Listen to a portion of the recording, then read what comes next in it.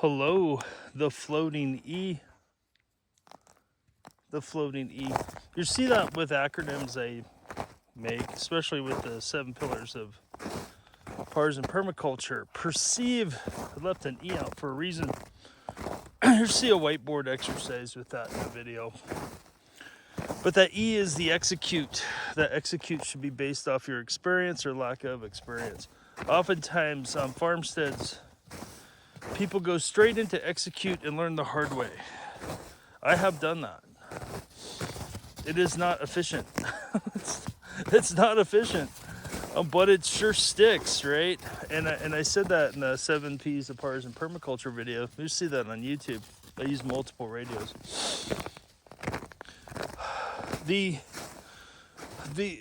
people get animals too soon. Yeah, I gotta plant trees. Yeah, I gotta plant, crops. Yeah, I gotta raise animals without putting in any protection. Which preserving's missing something for a reason too. And if you want to do a reconnaissance with the lives at stake of your livestock, of your trees, of your plants, you can do that. But you need to look at it as, hey, if any of them survive, that's a win.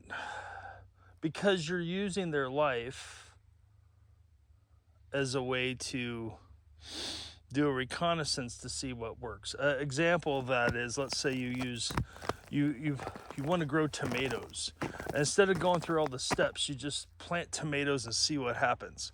And then all of a sudden tomato bugs just swarm your tomato plants and they die. Well, because before the bait, the sensor wasn't there, you might not have been able to find out if there's tomato bugs in your area. You see what I mean? So are you using them as a surf, as a recon element to go out and see if that target's hittable or not? Can you even hit it, or does that attract the predators? Maybe you didn't see any of the predators on your land because you had no reason for them to show up there, and you put some tasty treats for them and all of a sudden they show up, right? And that is a way of gathering data in your land.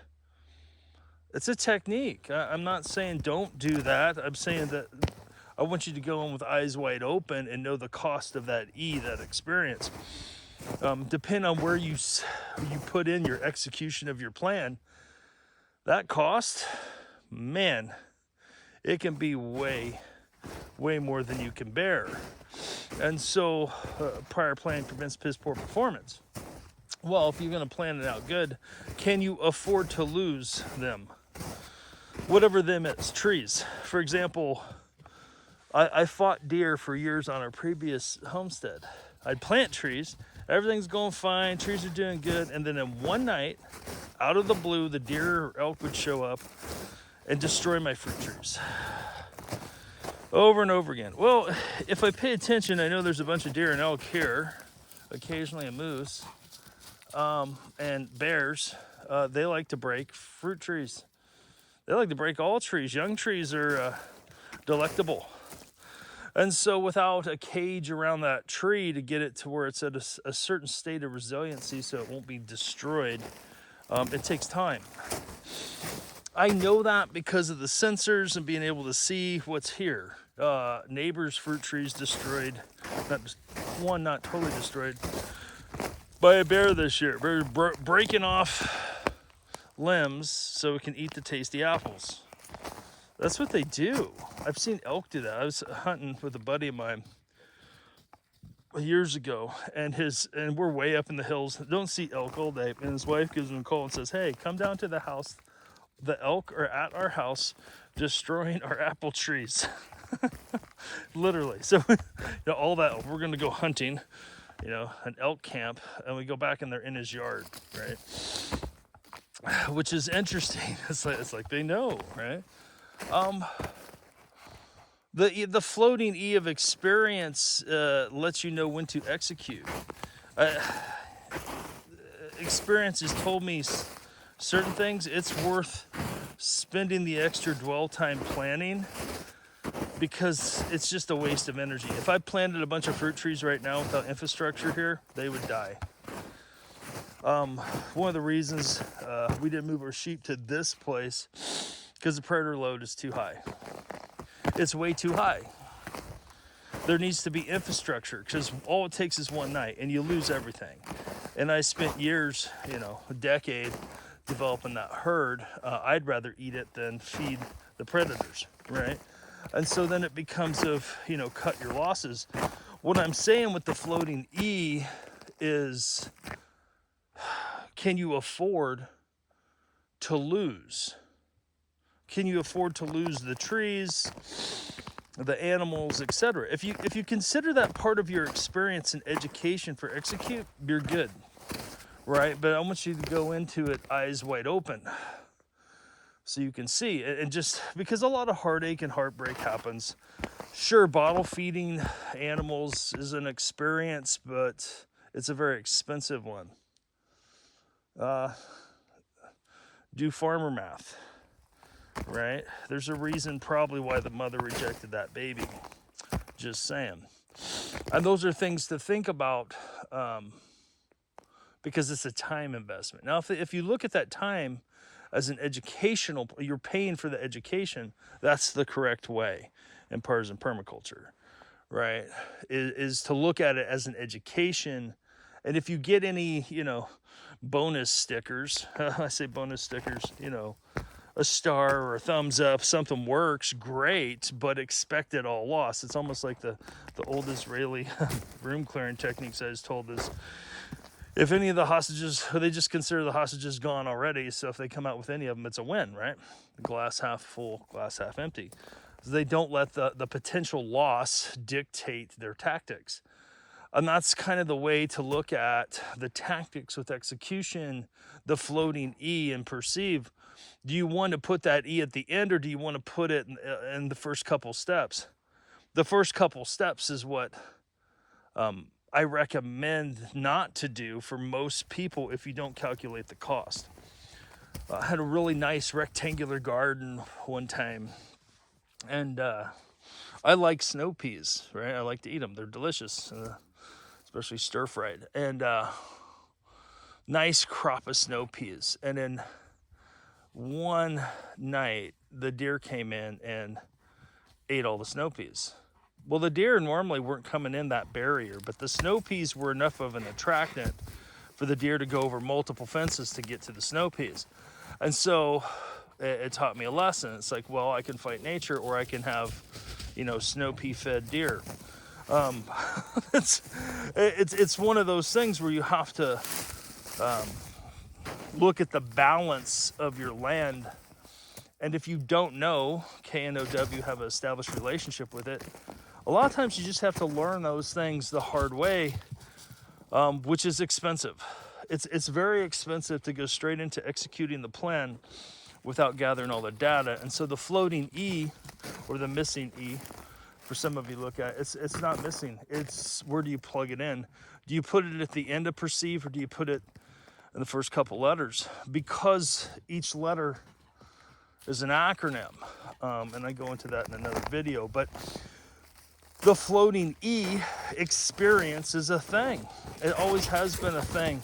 And though that experience you can learn from others' experience, or you can pay it up front and pay for it yourself. But it can get really, really, really expensive. And that's what I'm trying to do, is avoid you the cost and the loss, or at a minimum, going into it with eyes wide open. Because if that E is put at the end, prior planning prevents piss poor performance, right? Well, do you want piss poor performance, or you just want an education with experience? Either route can work. Many of you have learned stuff that way. I'll give you an example. A lot of the starter plants from your Home Despots, or places, the big box stores, they don't survive out here in this environment because they're grown in relatively sterile soil, and nature sees their weakness and attacks them. And so you see different bugs and insects come out of the woodwork to attack those weak plants. just like the predators, when they see a weak deer, they go after it, right? Because it's an easy, caloric win for them. And that goes with plants, it goes with trees, it goes with livestock. Your livestock might not be conditioned for the environment. The wet, cold, or the heat, right? And that's where each individual selection is important, and good planning on what, act like the natives, what works where you live. Now, sometimes you just don't have the sensors, so you have to put out, it's kind of like a pawn, right? When you're playing chess, you kind of put that pawn out and see what happens. Is it going to get attacked? Especially if it's not something native to the area, because there's an infinite amount of variables that come up that you just don't see covered in books or online with the threats to that specific flora, fauna, etc. So you could have, beetles, blight, rodents that burrow into the rootstock. There's all kinds of threat. It could just be the acidity from the pine trees that is changing the pH of the soil. So maybe you have to do some major changes to change the pH of the soil. That's not one of those things that happens overnight, right? So I hope this finds you well. Look closely when you're perceiving for the floating E. The floating E is execution. That execution, if it's based off of experience, we tend to put the E at the end, not in the beginning. Not in the beginning. So I hope this finds you well. If you want to know more, go step by step, because I used a lot of advanced learning techniques, mistake-based anchors, etc. And acronyms. Sometimes acronyms don't fit in our nice little box. Circular things instead of list, because that experience will dictate where your execution is, because you're doing a risk analysis, right? Can I afford to lose that tree, that plant, that animal in order to get an education? And that's the point. I hope you start to see the layers of things. Things are done for a reason, very deliberate. Get out to the high mountains if you can, when you can, where instruction happens. I'll see you soon, maybe on Patreon. Shalom.